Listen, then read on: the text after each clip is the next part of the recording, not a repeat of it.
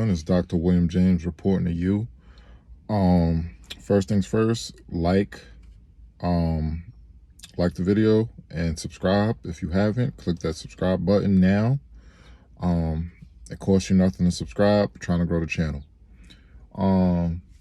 So let's discuss this. Other day, Supreme Court passed a ruling overturning Roe v. Wade. So that is the subject I want to discuss. We can dive in a little bit here. So, Roe v. Wade is a Supreme Court case from 1973. The decision was rendered. A woman by the name of Norma McCorvey went under the alias to remain anonymous. They named her Jane Roe. Just like, with court cases and things like that, they call someone John Doe, just so they can protect their anonymity. Her real name was Norma McCorvey, but on court documents, she was Jane Roe, and she was going against the district attorney in Texas named John Wade. So the court case is called Roe v. Wade, okay? So it's her versus the state. The representative was Wade, John Wade. They gave her the name Roe instead of McCorvey. So that's where we get with that. Now, a little bit of backstory. Norma McCorvey, or Jane Roe, she had 2 pregnancies where she gave birth and gave her children up for adoption prior to finding out she was pregnant in 1969, and she didn't want to keep the child. She wanted an abortion. Now, they say in court documents it was never mentioned that she lied about being raped, but it's a known fact that she lied about being raped while this was going on. They say in court documents it did not have any impact, any effect on the decision being rendered to legalize abortion. But, you can be the judge of that. You can decide. It definitely has a racial element because she lied and said she was like gang raped and one of the guys was a black guy and she didn't know if the guy would be the father. But again, that never came out. They say in court documents. But that is a backstory. She lied about being raped. A few of her friends told her to lie about being raped if you want an abortion.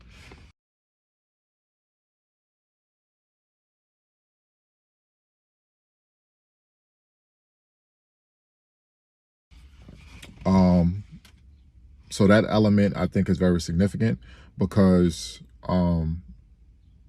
it probably, they say it had nothing to do with it, but if that comes to light based on the history of America, you can decide if that has an impact, if, a judge, if people know about that, something like that. Because I think it's important to know that prior to Roe v. Wade, in Texas, where Jane Roe was, an abortion was legal under 3 circumstances. Rape was 1, incest was 2, and the third reason to make an abortion legal was to protect the mother or the fetus.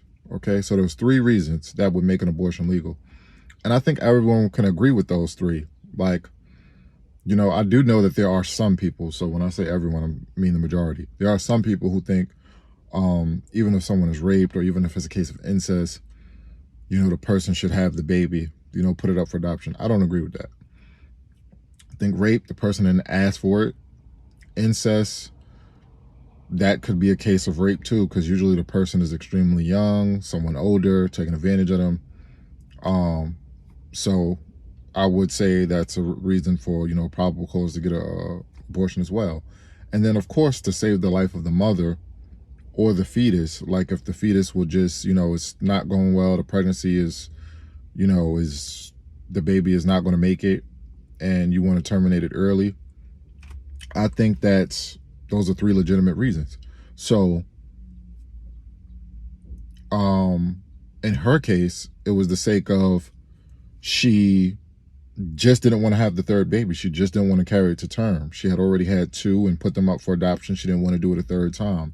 And if we're saying that women should just be able to give, should be able to just have an abortion when they feel like it, no, I don't agree with that. I can't say I agree with that. And I don't like the whole saying of my body, my choice. Because what about the baby's body? Are we saying that women should be allowed to terminate a pregnancy at 9 months? It's still your body at 9 months. Should it still be solely your choice? Should it be solely the woman's choice at 9 months? It's still your body. The baby is still inside you. So is the argument that as long as the baby's inside you, you should be able to decide what you do with that? I'm not going to argue with anyone who feels that we should be killing babies at 7, 8, and 9 months. I just disagree. That's flat out murder to me. Like, it's a fully developed baby. And a lot of the laws that were even put in place under Roe v. Wade, it said up to the first trimester, the pregnancy was solely the woman's choice. So that's within the first 3 months.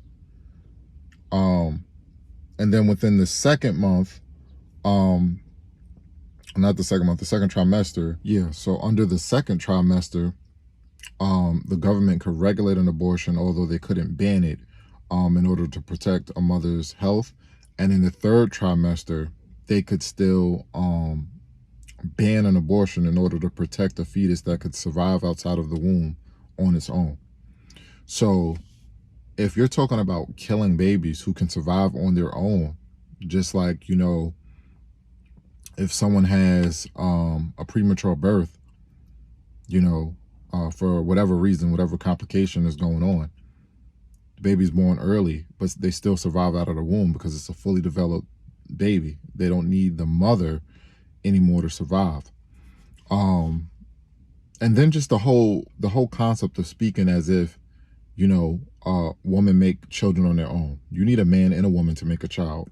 So just off the simple fact that because the seed is planted in you, saying that me as a man, I have no say over what happens with my seed, I think that's wrong. If you're going to say a man has no say when it comes to abortion, then I think childcare should be optional. If that's what you're saying, I think that child support should be optional. You know, when a child is born, you force that man to take care of it. Now, me as a man, I'm going to take care of my child regardless. You don't have to force me to take care of a child. If I was sleeping around, if I slept with that woman, and, you know, DNA proves that I'm the father of that child, I'm going to take care of that child, not just financially. I'm going to be there physically, mentally, emotionally, financially, every way possible as a man. And that's the problem. I see a lot of people talking now about, since they overturned Roe v. Wade, oh, you got to be responsible now with who you sleep with. And I see a lot of people posting condoms up, and, you know, you got to make sure that you, you know, have safe sex, and, you know, you don't want to just get anyone pregnant. But that should have been the way people were thinking prior to this. You shouldn't be out there just sleeping with anyone. You shouldn't get anyone pregnant. You shouldn't just get any woman pregnant. And women shouldn't be trying to just have sex and just, you know, possibly get pregnant by any man, with the thought of using abortion as like a birth control. There are so many contraceptives out there. That's another thing. There are way more contraceptives now than they were in 1973.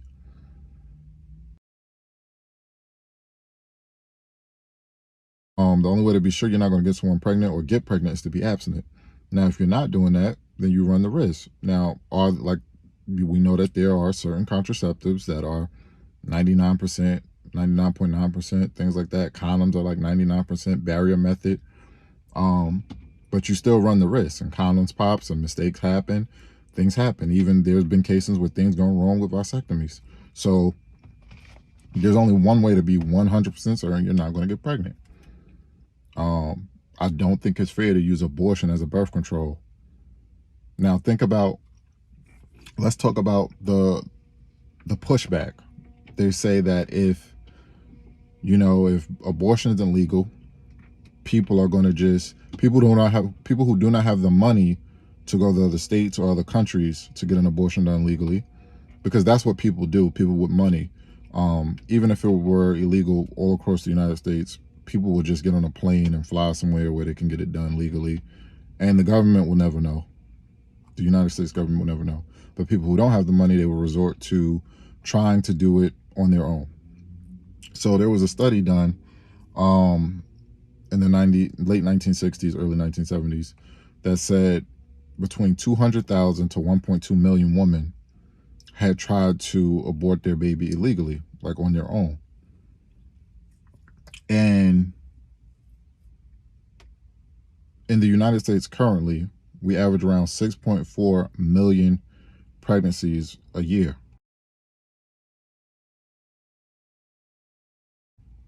So if you do the math, we're looking at between 3 to 19%. It's 22%. Divide that by 2. That's 11%. It's the median. So we're looking at around, 700,000 of these attempts, if that were to be the case. But like I said, there's more contraceptives now. And then you also have to think about what are the main reasons why people choose to abort a baby?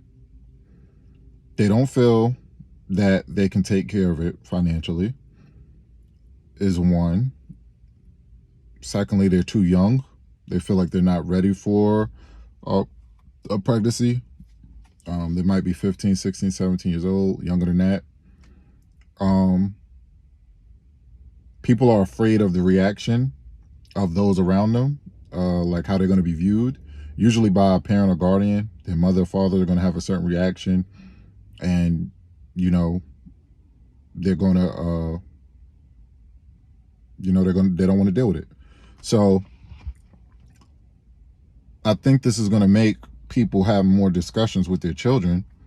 And I think the youth, although we never know, we have a lot of the generation is really hypersexual, and but maybe it can make them be a little bit more considerate.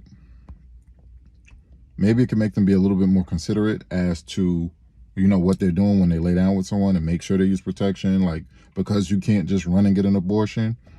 Or maybe they'll get on some contraceptives and be more careful, even though you still run the risk. But I do think a lot of people use certain situations, like they say, oh, what about in cases of rape? We're talking about something that happens less than 1% of the time.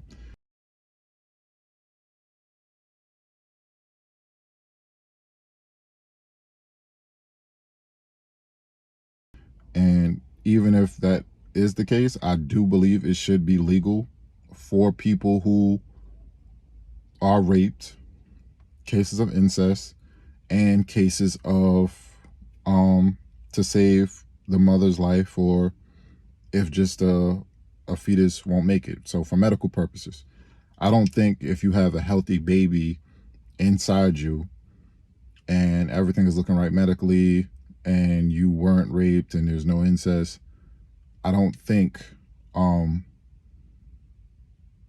you should just go get an abortion.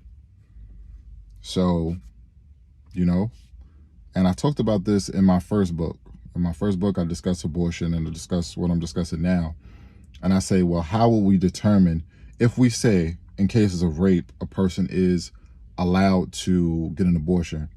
How will we know if a woman is lying? How will we know if a woman was actually raped? Because we have situations now where women lie about being raped and sexually assaulted now. When they're not pregnant. And then it comes out later that the woman actually wasn't lying. She tells the truth, and she either says it never happened or she said it was consensual, but it comes out later. So I definitely think that we need to regulate that. There would need to be proof. There would need to be a rape kit, something to substantiate the claim that you were raped. Because obviously in the case with Jane Roe, she said she was raped, but there was nothing to substantiate it. And that's why it's not in court documents. So you can't just say that in order to say, I want to have an abortion. So they would have to work out that. But the whole my body, my choice thing, like I said, at 9 months is still your body. At 9 months is still the woman's body. Are you one who thinks women should be able to, murder a baby that's 9 months, even though it's still in her body? So then you would just be saying the only thing that separates whether or not a woman could kill her child is the birth canal, which in a matter of, minutes, it'll be fully out of the body. And now they can kill it, but, a few hours prior, you would be for it, which makes no sense to me. I think it's important to discuss the development of, the fetus, because at about 6 to 7 weeks, the fetus has a heartbeat. Well, the embryo fetus, really around like 7 to 8 weeks, medically, they start calling it a fetus instead of an embryo. So, and that's 2 months in. Then, within that 9 to 12 week period, it really becomes fully formed.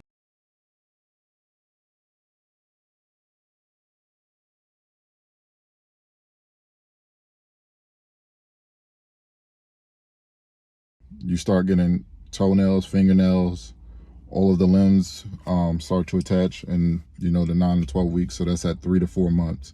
So I really want to talk to those people who are saying once that takes place in the 9 to 12 week frame, you could say at 9 weeks, 10 weeks, are you still for killing that baby? Or are you one who says, like, if the woman can make a decision within the 6 to 8 week period, I'm for that. Like, are you one who's pro-choice with regulations?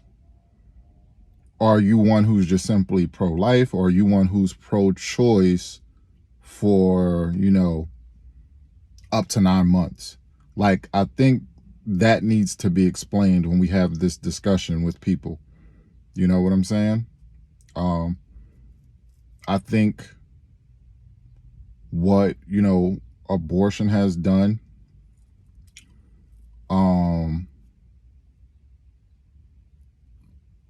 I mean, we can look at, I speak specifically to the Black community. A lot of children, haven't been born. We don't know what their potential could have been. Then I think a lot of people, just in general, there's a lot of things we have to stop doing. There's too many single parent households when you got like 80% of Black children being raised by single mothers. That's disgusting.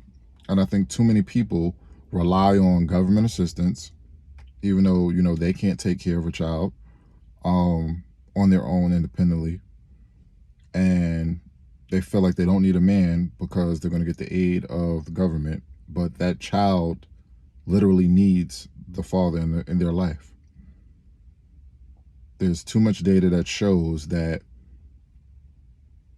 a child without a father present is more likely to commit a violent crime, more likely to be victim of a violent crime, more likely to be sexually assaulted, more likely to drop out of high school.